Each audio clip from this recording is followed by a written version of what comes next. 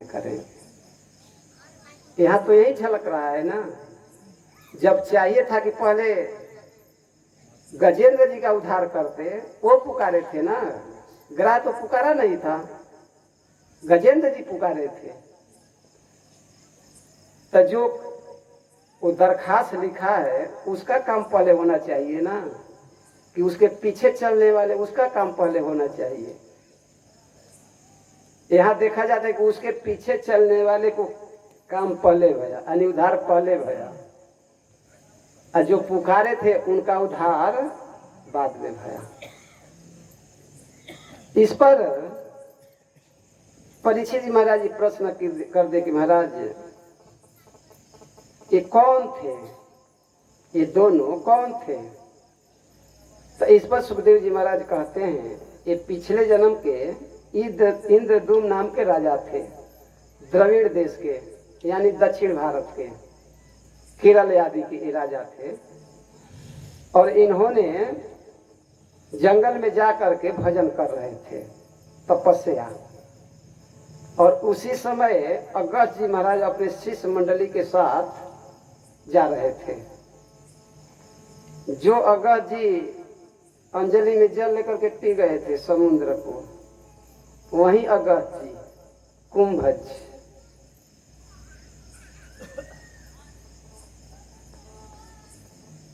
एक बार त्रेता युग माही शंभु गए कुंभज ऋषि पाही।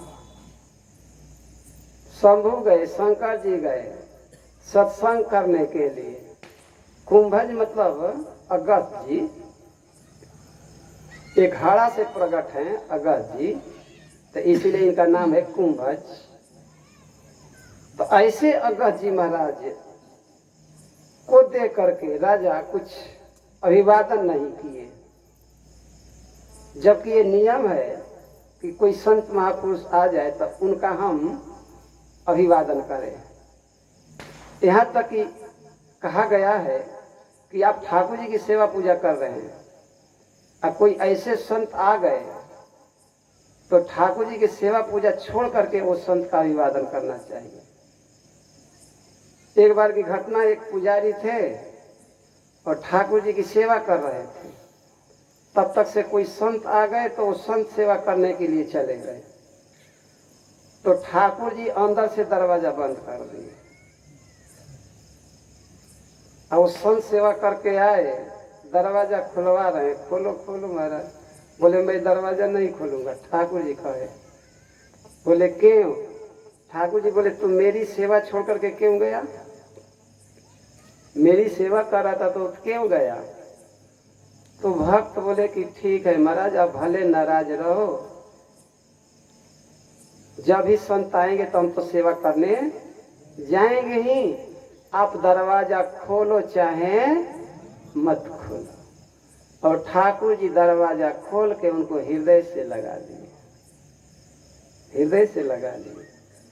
बोले धन्य हो, धन्य हो, हम तो तुम्हारी परीक्षा ले रहे थे कि हमारे संतों के प्रति तुम्हारी कैसी निष्ठा है, लगन है। तो संत का आश्रय। तो अगस्त जी महाराज देख लिए ये भजन तो कर रहा है, लेकिन भजन के साथ अपराध भी कर रहा है, और अपराध करेगा तो इसके कल्याण में बहुत देर लगेगा।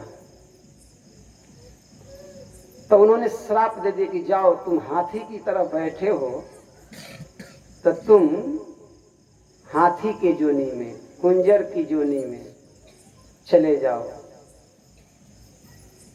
और श्राप दे करके अगस्त जी महाराज चले गए। हुहु नाम का गंधर्व, देवल जी सरोवर में स्नान कर रहे थे नदी में, हुहु नाम का गंधर्व डुबकी लगा करके उनके पैर पकड़ करके वो खींचने लग गया। तो वो डर गए, तो वो बाहर निकल करके वो ठहाका मार के हंसने लग गए, हुहु नाम का गंधर्व। तो देवल जी श्राप देती है कि बोले तुम मगरमच्छ की तरह मेरा पैर पकड़ करके डरा रहे हो, तो जाओ मैं श्राप देता हूं, तुम मगरमच्छ हो जाओ। तो हूहू नाम का गंधर्व चरण में गिर गया, बोले महाराज गलती हो गई। बोले श्राप तो व्यर्थ जाएगा नहीं, वापिस होगा नहीं, लेकिन तुम क्षमा याचना कर रहे हो। तो वहीं बोले कि त्रिकुट पर्वत पर एक गजेंद्र भक्त होंगे और उस सरोवर में तुम्हारा जन्म होगा, तुम उनका चरण पकड़ लेना और उन्हीं के माध्यम से तुम्हारा कल्याण हो जाएगा, हित हो जाएगा।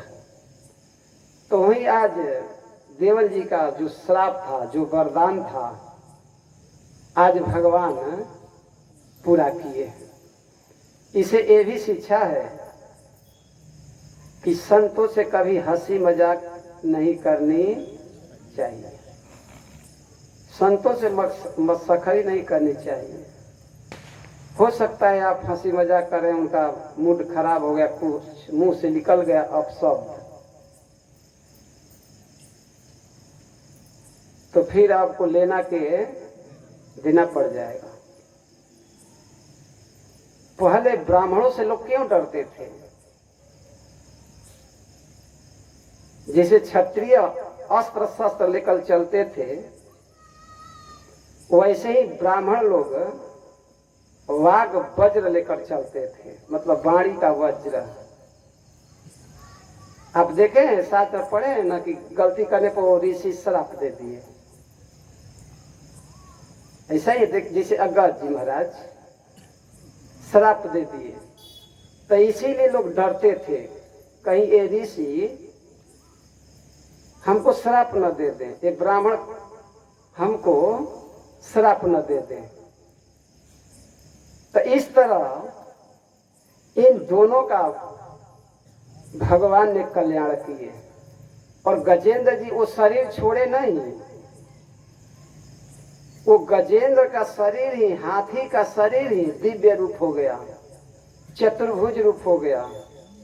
और भगवान गरुड़ जी पर बैठाए साथ में, और गजेंद्र जी को लेकर के वैकुंठ चले गए।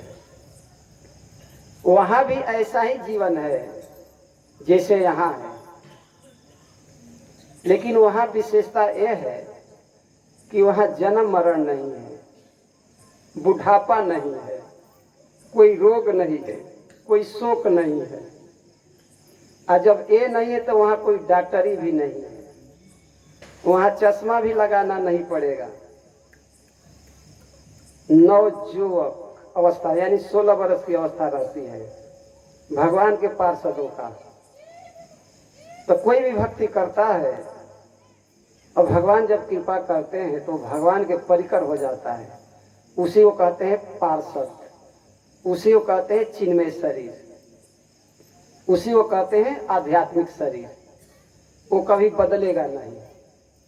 हम लोग का पांच भौतिक शरीर है, जन्म लेता है, अस्थि वर्धते, बड़ा होता है, कुछ समय तक रहता है और कुछ समय के बाद अपने जैसा उत्पन्न करता है, जैसे संतान। और क्षीयति, वृद्ध होता है और अंत में लय हो जाता है, यानी मृत्यु को प्राप्त कर लेता है। 6 विकार, ये शरीर के 6 विकार होते हैं। लेकिन जब पार्षद का शरीर मिल जाता है तो ऐसा विकार नहीं रहते और सदा के लिए रहेगा नारायण के धाम में, वैकुंठ में। और राम जी की उपासना करेंगे माधुर्य भाव से, तो राम जी अपने लोक में यानी साकेत धाम में द्विभुज रूप में रहते हैं। और कृष्ण की उपासना करेंगे तो कृष्ण भी द्विभुज रूप में रहते हैं, 2 भुजा वाले। और जो परात्पर स्वरूप है वास्तव में वो 2 भुजा वाला ही है।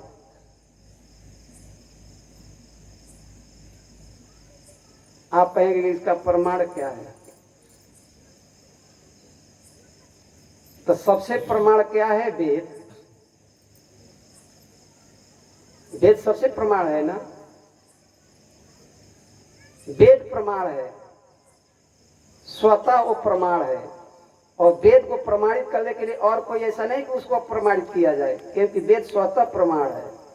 और वेद क्या है? भगवान का वाणी है। तो चारों वेद में पुरुषोक्त मंत्र है, और पुरुषोक्त मंत्र चारों वेद में एक जैसा है।